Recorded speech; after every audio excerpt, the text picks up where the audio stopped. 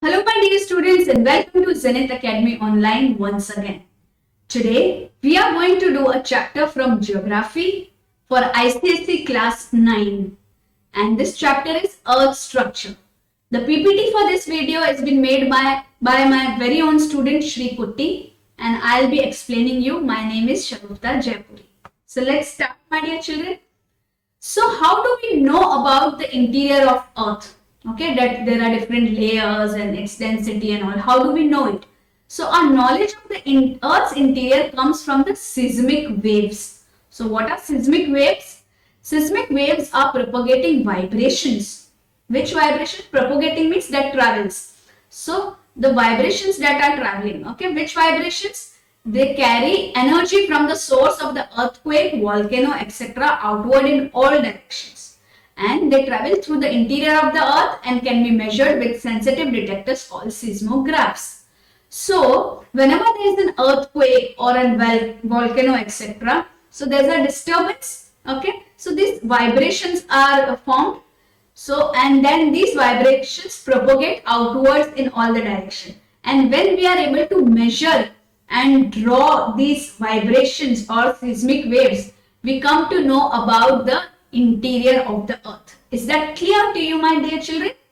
Yes. So here I have shown you a seismograph or a seismometer. So this is an instrument used to detect and record seismic waves. Can you see this plot? So this is a seismograph and the instrument is known as a seismometer. So see this structure very carefully, my dear children. So whenever there is a vibration, so you can see there is a spring here. Can you see? Let me take the pointer. So there is a spring here.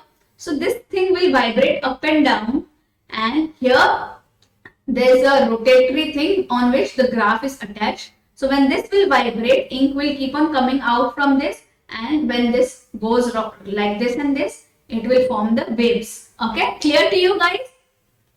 So what are seismic waves? Let's revise. Seismic waves are waves of energy that travel through the earth's layers and are a result of earthquakes, volcanic eruptions, magma movement, large landslides, etc.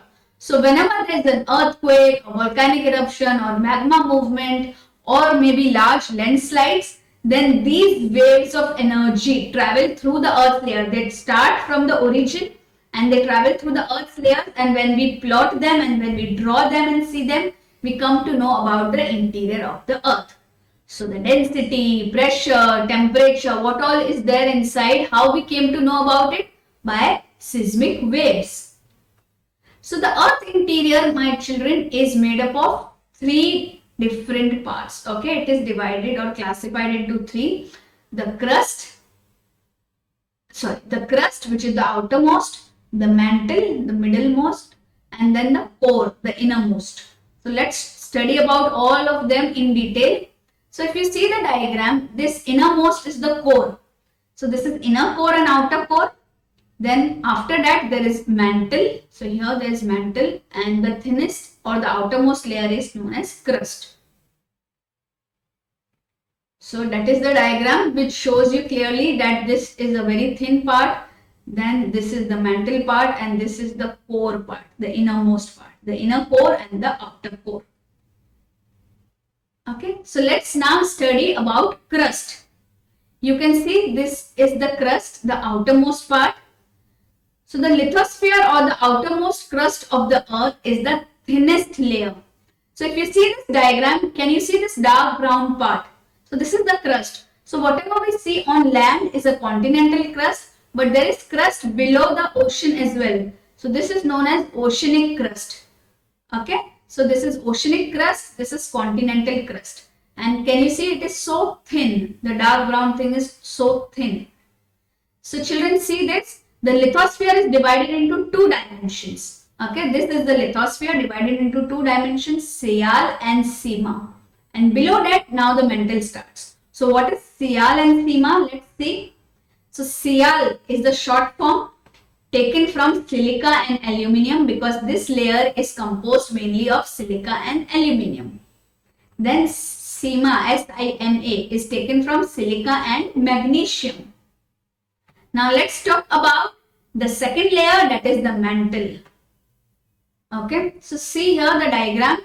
So this is core innermost and the outermost is crust. So see, mantle is also divided into lower mantle and upper mantle. So this layer lies below the crust. Upper mantle extends from 700 km to 2900, that is 2900 km.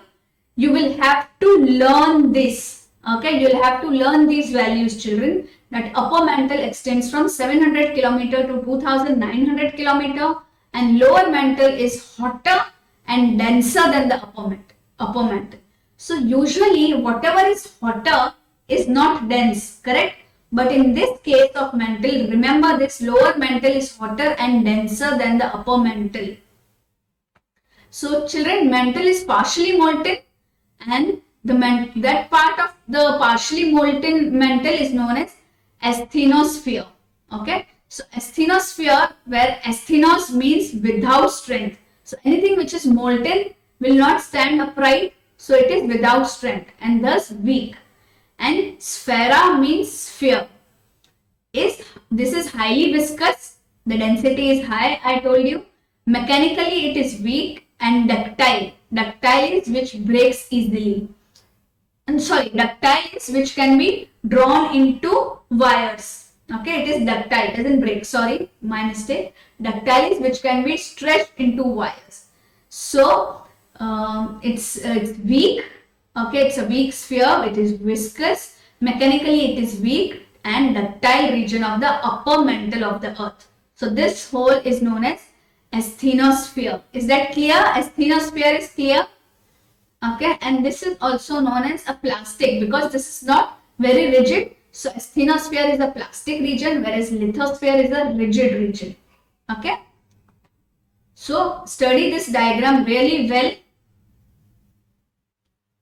Also study from this diagram that core is a solid.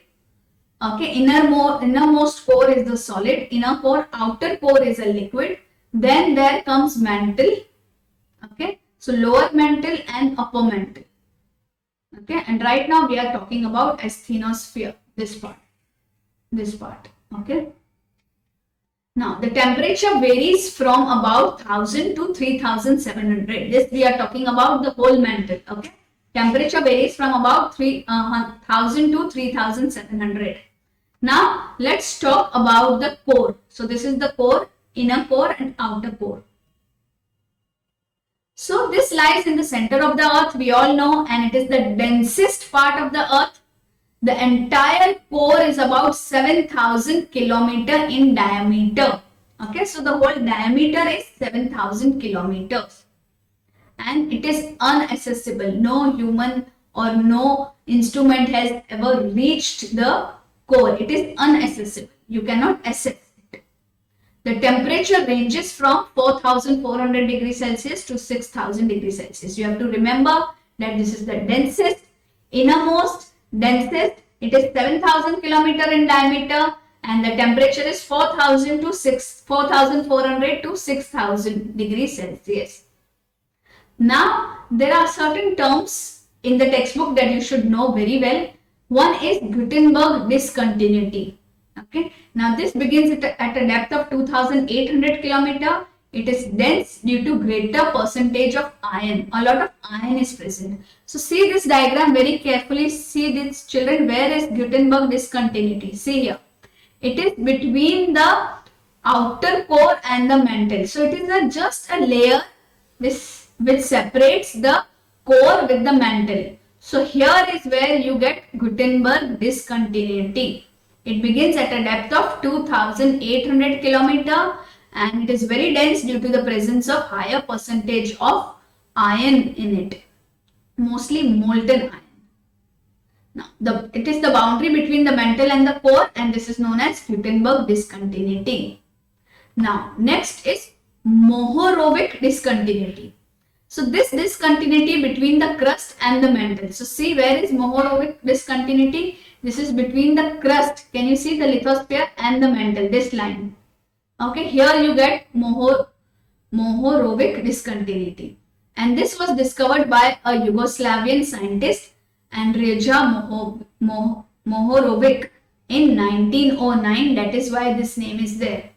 Okay, so you can see here this discontinuity is there. You can see a white break in between the two layers. So this is Mohorovic discontinuity. It is between the crust and the mantle. Okay. Now it forms the boundary between the crust and the mantle. It is found at 8 km beneath the oceans and about 32 km beneath the continents. So when you're traveling from the oceans, it is just 8 km beneath it, and from the continent, it is 32 km beneath. And it has characteristics of both crust and mantle, as it is lying between crust and mantle. So it has the characteristics of both. So that was all about today's lecture.